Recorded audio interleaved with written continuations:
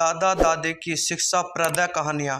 एक वह समय था जब बच्चे दादा दादी के पास अक्सर जाया करते थे और खेल खेल में अपने जीवन के सुंदर मूल्यों का ग्रहण कर लिया करते थे।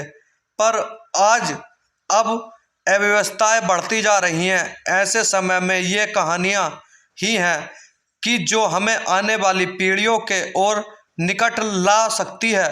रात को सोने से पहले बेपल अब हम और हमारे लाडलों के साथ साथ कहानियों का आनंद उठाते हैं और अमूल्य होते हैं।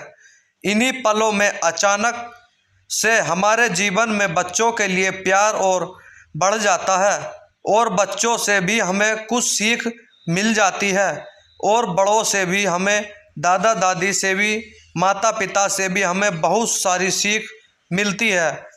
जीवन का सबसे पहला मूल्य संबंधों की मधुरता का मूल्य होता है।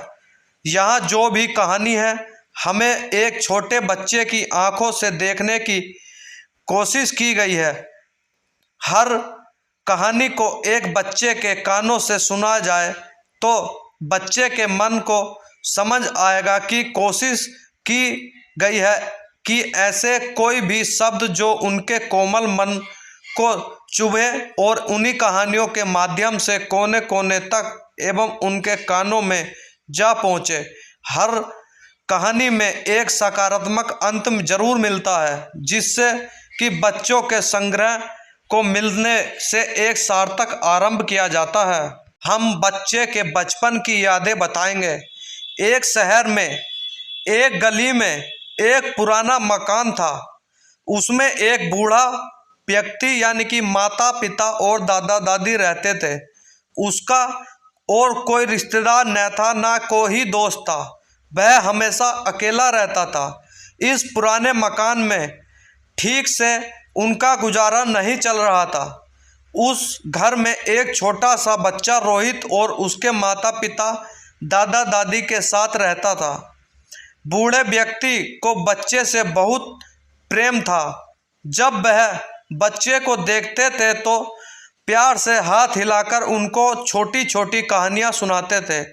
छोटा बच्चा भी उनकी कहानियों को सुनने के लिए तैयार रहता था और उनसे हाथ मिलाकर उनसे कहानियों के लिए धीरे धीरे उनसे दोस्ती हो गई। रोहित बूढ़े व्यक्ति को दादाजी कहकर बुलाने लगा। दादाजी अक्सर रोहित के लिए बिस्कुट लाते थे। कभी कभी वे उसके पसंद की चॉकलेट भी उसको लाकर दे देते थे। एक दिन रोहित ने भी उन्होंने अपना एक खिलौना दे दिया। जब टीन का सिपाही यानी टीन दादा दादी ने कहा कि वे इससे बहुत सहमत हैं। कुछ दिन के बाद रोहित ने देखा कि दादाजी कहीं भी दिखाई नहीं दे रहे। उनके मकान को तोड़ दिया गया है और वहाँ एक बंगला बना दिया गया है। रोहित के पिता ने उस बंगले को खरीद लिया। रोहित और उसके दादा दादी बंगले में रहने लगे। धीरे धीरे रोहित बड़ा होने लगा और उसे अपने बचपन के दादाजी को याद करने लगा। जब वह बहुत बड़ा हुआ तो उसकी शादी हो गई।